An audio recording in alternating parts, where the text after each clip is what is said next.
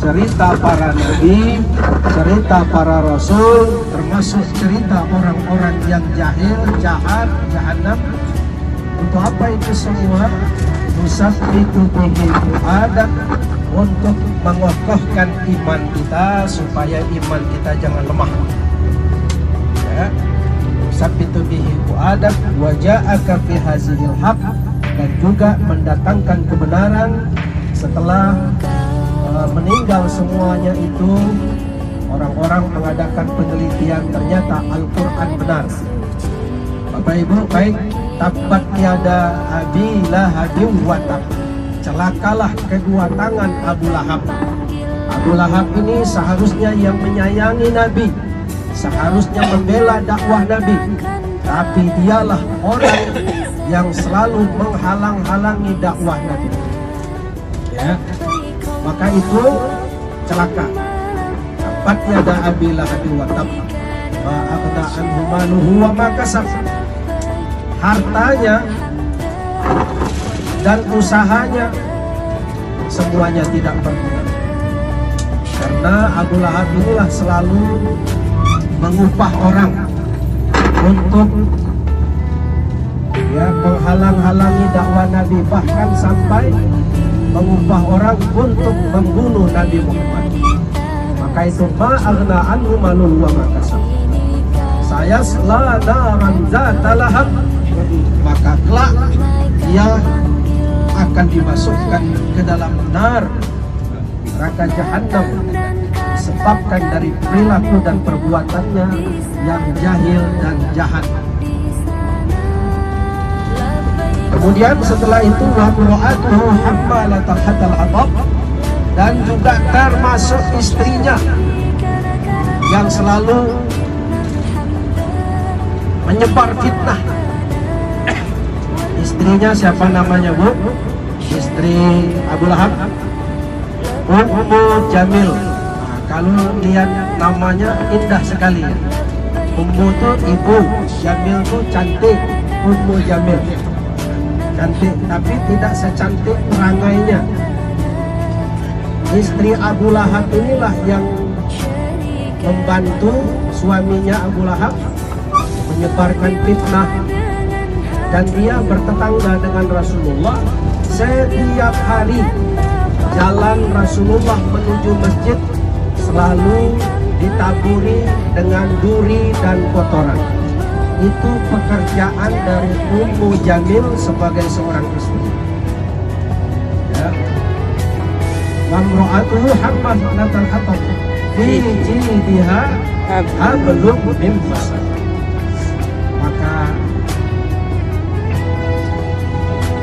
digantungkan lehernya itu hablun, tali, dan masad, dari serabut.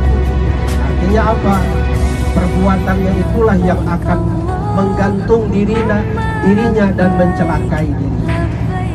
Nah, ini isi daripada surah Al-Lahab. Bapak Ibu, asbabun nuzul dari surah Al-Lahab ini adalah tatkala Nabi Muhammad mendapat perintah dari Allah untuk menyebarkan Islam secara terang-terangan dan mengajak keluarganya untuk memeluk Islam. Nabi datang ke Bukit Sofa, kemudian Nabi memanggil seluruh keluarganya, kumpul, maukah aku kasih tahu kalian semua, kalau ada orang berkuda di atas bukit sana menyerang kita semua, apakah Anda yakin dan percaya? Itu keluarga-keluarga Nabi meyakini, percaya, karena Nabi itu tak pernah bohong, tak pernah dusta. Akan tetapi Abu Lahab beserta istrinya yang menghasut keluarga Nabi yang lainnya untuk tidak mempercayai Nabi. Nah, ini maka Abu Lahab sampai-sampai mengupah orang, mengupah Aqabah untuk menimpuk ketika Nabi sedang sholat di Ka'bah, Nabi dilempari kepalanya, dia ditimpuk dengan kotoran onta, sampai-sampai ya, Siti Fatimah sebagai anak tercinta menangis melihat ayahnya ditimpakan kepalanya dengan kotoran onta. Dan Siti Fatimah lah yang membersihkan kotoran itu dari kepala ayahnya yang begitu mulia, baginda Nabi Muhammad sallallahu alaihi wasallam.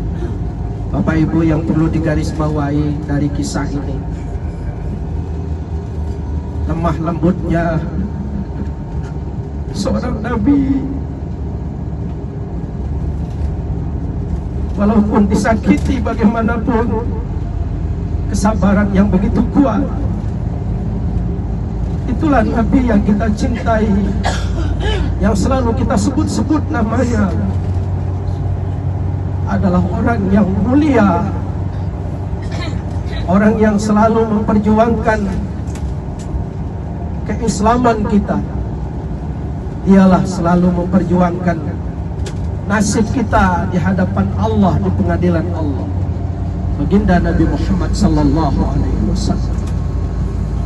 Maka itu turunlah surah Al-Lahab sebagai pemberitahuan Allah, siapa-siapa saja yang sudah mencelakai Rasulullah, pastilah dia yang akan celaka.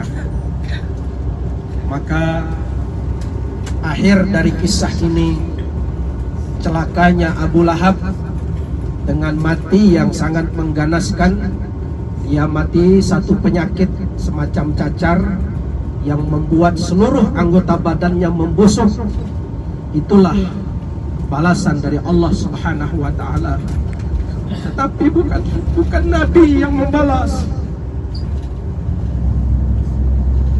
Nabi tidak pernah melakukan kejahatan. Nabi tidak pernah membalas kejahatan dengan kejahatan. Nabi hanya melakukan doanya kepada Allah. Tapi Allah berkata lain. Orang seperti Abu Jahal, Abu Lahab memang sepantas menerima azab Allah mulai dari dunia sampai akhirat. Nabi Muhammad sallallahu alaihi wasallam dikatakan, "Bima rahmatin minallahi linta lahum walau kunta fazzan ghalizal qalbi lan faddu min hawlik." Dia amat kasih sayang kepada manusia. Tidak ada satupun orang yang bertemu dengan beliau mengatakan dia jahat. Kalau mengatakan dia jahat, itu adalah musuh-musuh Allah. Tapi orang yang selalu bersamanya mengatakan betapa rindunya kami dengan baginda Rasulullah, betapa indahnya ucapan beliau tatkala berada di tengah umatnya dengan kasih sayangnya. Maka itu kita sebagai umatnya, marilah kita senantiasa berselawat sebagai bukti cinta dan rindu kita kepada Nabi Muhammad sallallahu ala Muhammad sallallahu alaihi wasallam sallallahu ala Muhammad sallallahu alaihi wasallam. Baik Bapak Ibu, itulah sebuah kisah tentang dari surah Al-Lahab.